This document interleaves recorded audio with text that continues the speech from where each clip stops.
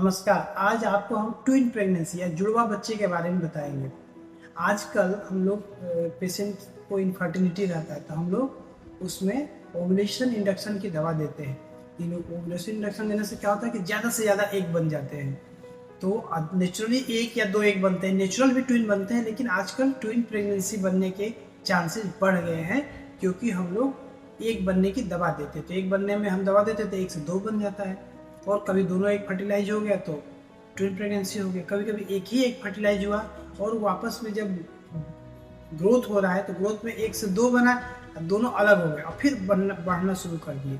तो चूंकि शुरू के सेल्स में क्या होता है कि सब सेल्स होते हैं टोटीपेटेंट सेल्स, मतलब उसके अंदर हर एक सेल के अंदर क्षमता होती है कि कुछ भी बन जाए। वो हेयर भी बन सकता है, बोन भी बन सकता है, स्किन बन सकता है, मसल बन सकता है। तो अगर शुरू में एक सेल से दो सेल बन के ग्रोथ करेगा तो दोनों दो बच्चे की तरह हो गए।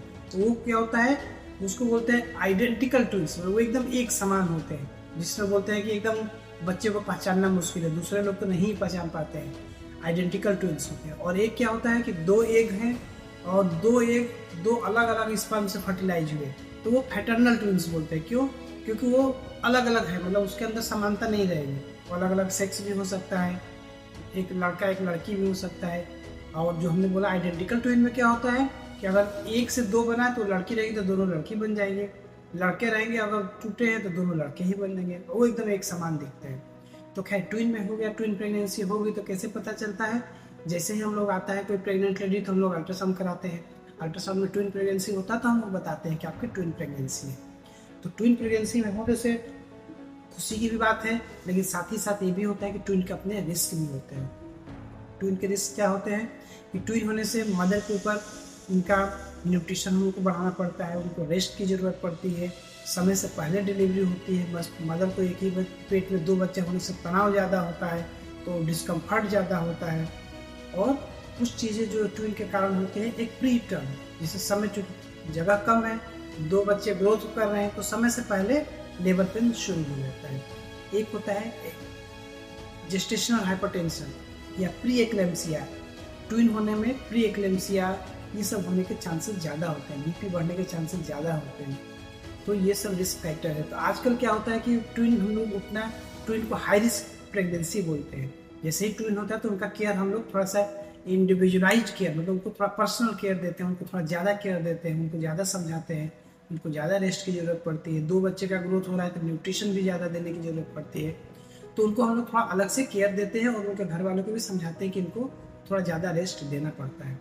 और इसके जो नुकसान होते हैं वही है कि दो बच्चों को माँ को भी एक साथ पालना पड़ता है। तो खैर वो तो खुशी की बात है, घर के लोग पाल लेते हैं, लेकिन साथ ही साथ ये रहता है कि मदर को थोड़ा सा ज़्यादा उनका ड्यूटी हेक्टिक हो जाता है, काम ज़्यादा करना पड़ जाता है। जो मेडिकल की बात है तो हमने बताया कि प्री एक्लेम्सिया के चांसेस बढ़ जाते हैं, एनीमिया के चांसेस बढ़ जाते हैं।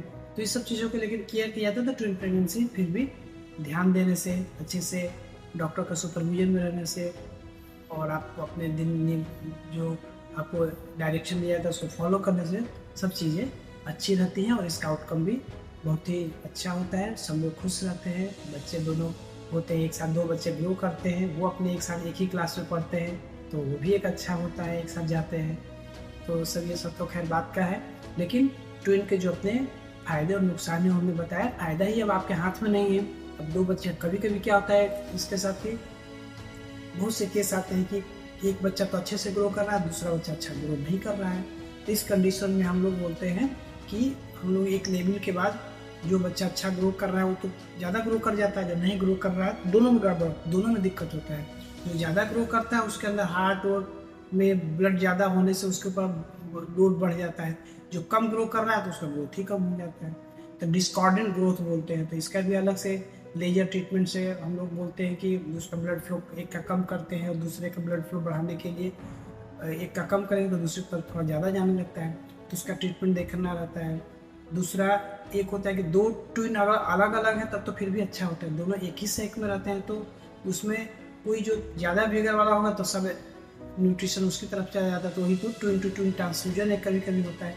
तो ट्विन के कुछ अपने मेडिकल वो भी हैं। तो ये खैर कॉम्प्लिकेटेड चीज़ होता है जिसमें हम लोग को बहुत ही केयर करना पड़ता है। कभी कभी पेशेंट को हायर सेंटर में भेज के, जो हमने बताया कि लेजर से जो एक बेबी का अच्छा ग्रोथ हो रहा है, कम नहीं हो रहा है, तो उसमें लेजर ट्रीटमेंट करके उसके ब्लड सर्कुलेशन को करते हैं कि कभी कभी एक बेबी तो ठीक रहता है और एक बेबी डिमाइस हो जाता है, एक्सपायर हो जाता है। तो ये भी एक डेंजरस कंडीशन होता है जिसमें हम लोग को बहुत ही ऑब्जर्व करते हुए चलना पड़ता है, क्योंकि एक बेबी जिस कारण से उसका मिसकैरेज हो गया, वो उसकी डेथ हो गई, वो कारण उस दूसरे बेबी को भी अफेक्ट कर सकता है और उसके भी हमेशा एक डेंजर बना रहता है। दूसरा, जो एक्सपायर हो गया उसके अंदर एक होता है कंजम्पशन कोगुलोपैथी। वो क्या करता है, ब्लड सेल्स को मैंने कोगुलेशन कैस्केड को आपस में कंज्यूम कर लेता है, जिससे क्या होगा कि ब्लीडिंग के चांसेस बढ़ जाते हैं। तो इस कंडीशन में हम लोग पेशेंट को हमेशा समझाते हैं और अपने सुपरविजन में रखते हैं। और बहुत बार अच्छा भी होता है कि एक बच्चा नहीं ठीक रहता है तो धीरे धीरे एब्जॉर्ब हो जाता है, बॉडी उसको एब्जॉर्ब कर लेती है, उसके पूरे फ्लूइड एब्जॉर्ब, और वो बाद में जब निकलता है एकदम बहुत ही छोटा और एक पेपर की तरह निकलता है, उसको बोलते हैं फीटस पेपरेसिस। और एक बेबी अच्छे से ग्रो करता है। बहुत बार तो इतना छोटा होता है कि हम लोग ढूंढ भी नहीं पाते कि वो पहला वाला बच्चा कहाँ चला गया।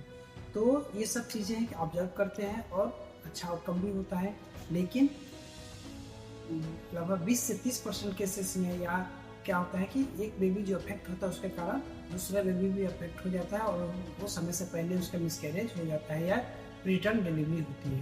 तो उसमें अगर 7 महीने से पहले हो जाता है तो उसको बचाना थोड़ा मुश्किल होता है।